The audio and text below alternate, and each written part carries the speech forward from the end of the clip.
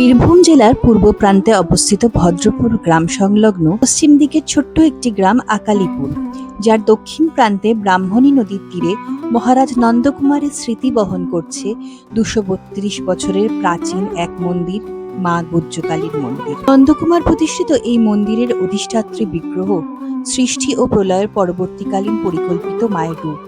শুধু বর ও অভয় মুদ্রাযুক্ত দুই হাতে মা জীবজগৎকে লালন পালন করছেন। সাধনার সর্বশেষ যে গুপ্ত তত্ত্ব, তাই এই মায়ের বিগ্রহের মধ্যে অন্তর্নিহিত রয়েছে।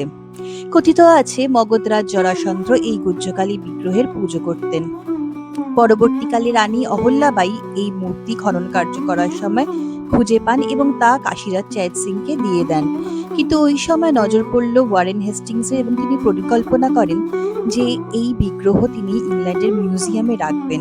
মাকে রক্ষা করতে কোনো উপায় না পেয়ে কাশীরাজ চ্যাট সিং তখন মাকে গঙ্গাবক্ষে একটি নির্দিষ্ট স্থানে বিসর্জন দেন। সেই সময়ই এক শুভ লগ্নে এক রাতে মহারাজ নন্দকুমার স্বপ্নে এই দেবীর দর্শন পেলেন, যেখানে মা তাকে উদ্ধার ও প্রতিষ্ঠা করার নির্দেশ দিলেন। সেই মতো নন্দকুমার কাশী যাত্রা করলেন। নৌকাপথে মাকে তার বাসভূমি আনলেন। কথিত আছে, বাসভবনের নিকটে নৌকার গতি নিয়ন্ত্রণ না হওয়ায় এই আকালিপুরের নির্দিষ্ট স্থানে মাতৃমন্দির প্রতিষ্ঠা হয়। আশ্বিন মাসে দেবীপক্ষের শুক্লা চতুর্দশী এবং মাঘ মাসে কৃষ্ণা রটন্তী চতুর্দশী তিথিতে মায়ের বিশেষ পূজা সম্পন্ন হয়। তবে এই পূজা দিবাভাগে হয়, মহানিশায় নয়।